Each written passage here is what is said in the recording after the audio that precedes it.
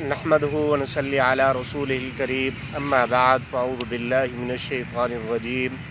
बिस्मिल्लाहिर रहमानिर रहीम। मुहतरम नाज़रीन किराम, आज का हमारा उन्वान है आया सूफिया की तारीख़ी हकीकत।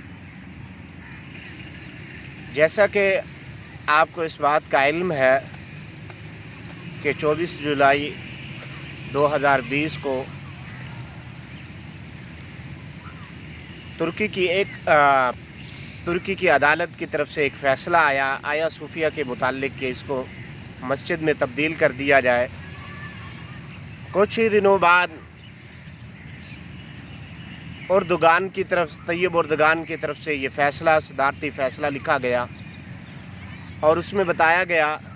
कहा गया कि इसको जल्द ही जल्द इसको मस्जिद के अंदर, और जो मस्जिद की लवाज़िमात हैं, ज़रूरियात हैं, उसके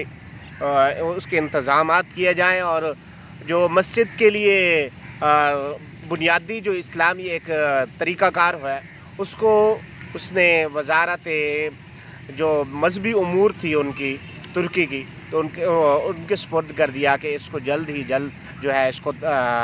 इसकी ताज़ीन और आयश करके इसको 24 जुलाई की एक डेट फ़िक्स हुई और उस डेट को जो है वो जुमे का ऐलान किया गया कि इस दिन जो है वो जुमा अदा हो। अल्हम्दुलिल्लाह, अल्लाह तबारक व तआला के फ़ज़ल से तैयब उर्दगान अपने मौक़िफ़ पे डटे रहे। यहाँ तक कि बैरूनी ताकतें अमेरिका की तरफ से ट्रंप का और अमेरिका के वज़ीर ख़ारजा पोम्पियो की तरफ से सख्त बयानात आए, मगर मर्द हुर ने और तैयब उर्दगान ने उस प्रेशर को भी कबूल किया और कहा कि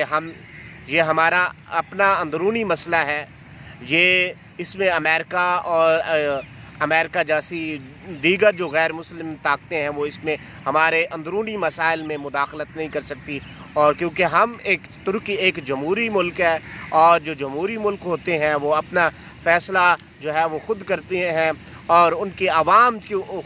करती है, क्योंकि आवाम ही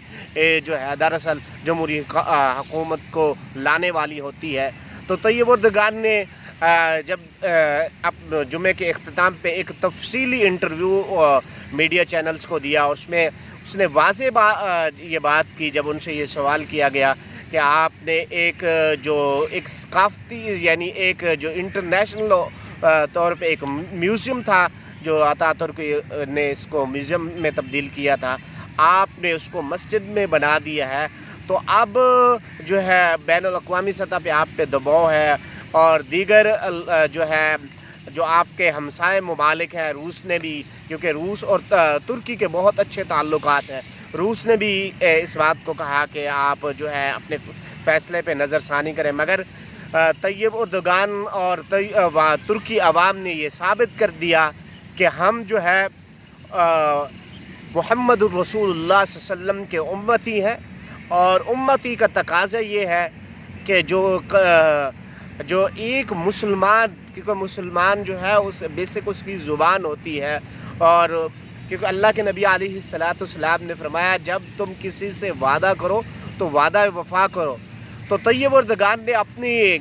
कुछ अर्सा कबल तैयब उर्दगान ने जो है अपनी एक इलेक्शन मुहिम में, एक तारीख़ी पस मंज़र है, मैं उसकी तरफ जाना चाह रहा हूँ। तैयब उर्दगान ने अपनी पब्लिक को ख़िताब करते हुए कहा कि अगर आप, क्योंकि पब्लिक की तरफ से ये था कि हम जो है आया सूफिया में मस्जिद में जाके नमाज भी पढ़ें, वहाँ जुमा भी हो, तो तैयब उर्दगान ने अपनी इलेक्शन मुहिम में एक ऐलान किया था, अगर आप जो है सुल्तान अहमद वाली जो मस्जिद है सामने आप इसको भर दें, तो अगर आप इसमें मुकम्मल नमाज भर दें और उसमें नमाज पढ़ें, इसको आप आबाद कर दें, मैं आया सूफिया को दूसरे दिन जो है वो खोल दूँगा। अल्हम्दुलिल्लाह, हमें इस बात की बहुत खुशी हुई और हम इस फ़ैसले को जो है इस फ़ैसले को सराहते हैं और हम इसको बहैसियत उम्मत मुसलमान की एक बेसिक कामयाबी है, और मैं तुर्की और तैयब उर्दगान को ख़ास तौर पे मुबारकबाद पेश करना चाहता हूँ कि वो इस अजीम काम को जो उसने किया। इसकी तारीख़ी हकीकत क्या है हज़रात? ये इमारत जो है ये 1400 साल पहले की है। 1500 سال غالباً اس کی تاریخ ہے۔ سب سے پہلے جو ہے جب باستینیہ حکومت تھی انہوں نے اس کو جو ہے وہ چرچ بنایا تھا، جب انہوں نے استنبول پر حملہ کیا اور اس کو فتح کیا تو انہوں نے جو ہے اس کو ایک چرچ بنایا دیا تھا، اور وہ 100 سال تک وہ چرچ رہا۔ اس کے بعد سلطان احمد دوم کی خلافت، جب خلافت عثمانیہ نے زور پکڑا اور خلافت عثمانیہ کے وجود میں آئی، اور کیونکہ خلافت عثمانیہ نے پوری دنیا کے اکثر جو ہے خطوں پہ خلافت کی، اور ایک خلافت عثمانیہ کی جو پیغام تھا وہ اسلام کا پیغام تھا، وہ امن کا پیغام تھا، وہ محبت اور رواداری کا پیغام تھا۔ اور خلافت عثمانیہ نے ہر وہ کام جو غیر اسلامی تھا اس کو ترک کر دیا۔ خلافت عثمانیہ نے غیر مسلموں اقلیت کو بھی تحفظ دیے، اور ایک اسلام پسند جو ہے وہ ایک ریاست، ایک خلافت قائم کی۔ کیونکہ اللہ کے نبی علیہ السلام کے ایک تفصیلی حدیث ہے خلافت کے متعلق، فرمایا پہلے نبوت ہوگی، پھر خلافت ہوگی، پھر خلافت ٹوٹے گی۔ ایک مسلسل یہ ایک حدیث ہے، یہ ایک انشاءاللہ پھر میں اس بارے میں کبھی آپ ویڈیو پیغام جاری کروں گا، خلافت کا پس منظر۔ بہرحال خلافت عثمانیہ نے وجود میں آئی، وہ غالباً 600 سال کے قریب خلافت عثمانیہ رہی، اور اس خلافت عثمانیہ میں سلطان احمد دوم نے اس کو مسجد کا درجہ دے دیا، اور لوگ وہاں پہ نماز کرتے ہیں، کیونکہ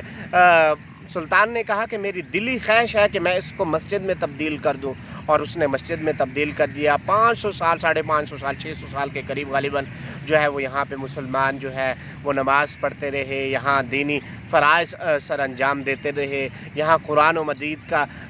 تلاوت ہوتی رہی، یہاں درس و دروس ہوتے رہے، یہاں حدیث رسول جو ہے وہ پڑھی جاتی تھی، یہاں علماء کے اکرام کے دروس ہوا کرتے تھے، یہاں بادشاہ خود جو ہے وہ نماز پڑھنے کے لیے آتے تھے، اور اس کو بڑی قدر کی نگاہ سے، کیونکہ مساجد جو ہیں وہ اللہ کے ہیں۔ قرآن کے اندر سورہ توبہ کے ہے کہ یہ مساجد جو وہ اللہ کے لیے ہیں، یہ اللہ کے گھر ہے، یہ بیت اللہ کی ایک نشانی ہے، یہ شعائر اللہ ہے، یعنی جو اللہ کے شعائر، اللہ کی جو نشانی ہے، یہ گھر مساجد جو ہے وہ اللہ کی نشانیوں میں سے ایک نشانی ہے۔ تو بذات خود سلطان نے جو ہے اپنی خواہش کا اظہار کیا، اور سلطان خود جو ہے وہ نماز پڑھتے رہے اس مسجد کے اندر، اور اس لحاظ سے جو ہے اس مسجد کی جو ہے بڑی قدر و منزلت ہے۔ حالات پھر ایک وقت پھر آیا کہ جب خلافت عثمانیہ جو ہے 1923 کے اندر جب ایک سیکولر طبقے سے تعلق رکھنے والا، جس نے اسلام کا اور اسلامی کلچر، اسلامی ثقافت اور اسلامی تمدن کا اور قرآن و سنت کا مذاق اڑانے والا شخص اتاترک مصطفیٰ کمال جیسا بدبخت انسان رونما ہوا، اور اس نے جو ہے وہ اسلامی اقدار کو، خلافت کو جو ہے وہ نصر و نابود کر دیا، خلافت کے وجود کو ختم کر دیا، اور ترکی کو ایک سیکولر اور ریاست بنانے کا تصور پیش کیا، اور بالآخر جو ہے 1934 کو جو ہے اس کو پھر ایک عجائب گھر میں جو ہے وہ کنورٹ کر دیا گیا اتاترک نے۔ پھر یہ سلسلہ جاری رہا، اور پھر الحمدللہ میں جیسا کہ پہلے آپ کو بتا رہا ہوں، گزشتہ 2 سال قبل طیب اردگان نے اپنے ایک انتخابی جلسے میں یہ خطاب کرتے ہوئے کہا کہ اگر آپ سلطان احمد والی مسجد کو بھر دیں تو میں آیا صوفیہ کو کھول دوں گا۔ تو آج الحمدللہ 24 جولائی 1920، 86 سال کے بعد، 86 سال کے بعد ایک وقت پھر وہ آیا کہ آیا صوفیہ جو ہے وہ مسلمانوں کے لیے جو ہے وہ کھول دی گئی، اور آیا صوفیہ میں اب جب یہ پیغام ملا، بلکہ پوری دنیا کے مسلمان جو ہے، پوری دنیا سے لوگ مسلمانوں نے جو ہے وہ ترکی میں گیا اور وہاں پہ نماز پڑھی، اور خاص طور پہ جب یہ تمام پوری دنیا کے میڈیا نے اس کو کوریج دی، لائیو کوریج اس کو ملی، اور یہ بتایا گیا میڈیا کی طرف سے اور مختلف چینلز کی طرف سے کہ جب ابھی خطبہ شروع نہیں ہوا تھا، خطبے سے 2 گھنٹے قبل یہ اعلان کر دیا گیا آیا صوفیہ کے انتظامیہ کی طرف سے اور جو ہے اردوغان کی حکومت کی طرف سے کہ ہمارے جو انتظام تھے وہ مکمل ہو چکے تھے، ہم جتنی گنجائش ہمارے پاس لوگوں کی تھی وہ اس میں پڑھ سکتے ہیں، ابھی اور زیادہ لوگ مسجد کی طرف نہ آئیں، وہ آپ جو ہے ٹیلی ویژن پہ بیٹھ کے اپنے گھر میں یا دیگر مسجد میں جو ہے وہ جمعہ کی نماز ادا کرے۔ غالباً جو تخمینہ لگایا گیا ہے، جو ترکی کی جو ہے میڈیا نے اور ترکی کی سرکاری اعداد و شمار کے مطابق 3 لاکھ مسلمانوں نے جو ہے 24 جولائی 2020 جو 2 دن قبل تھا، اس میں 3 لاکھ مسلمانوں نے جو ہے وہ کیا کیا، جمعہ کی نماز ادا کی۔ اور خاص طور پہ جو آج بڑا اس کو تنقید کا بعض ہمارے پاکستان میں بھی بعض لوگ اس کو تنقید کی نگاہ سے دیکھ رہے ہیں کہ خطیب امام صاحب نے جو ہے وہ ایک تلوار جو سلطان احمد کی ایک نشانی تھی اس کو پکڑ کے جو ہے وہ خطبہ دیا۔ حضرات بات یہ ہے کہ اگر ہم اپنی تاریخ کو دیکھیں، اگر ہم اپنی ہسٹری کو دیکھیں تو اگر ہم اسلام کی ہسٹری کو دیکھیں، رسول اللہ صلی اللہ علیہ وسلم کی سیرت کو پڑھیں تو ہمیں یہ بات معلوم ہوتی ہے۔ اللہ کے نبی علیہ السلام نے فرمایا کہ جب مسلمان اس وقت تک مقدم رہیں گے، مسلمانوں کا دنیا پہ رعب اور دبدبہ ہوگا جب مسلمان جو ہیں وہ جب مسلمان کو جہاد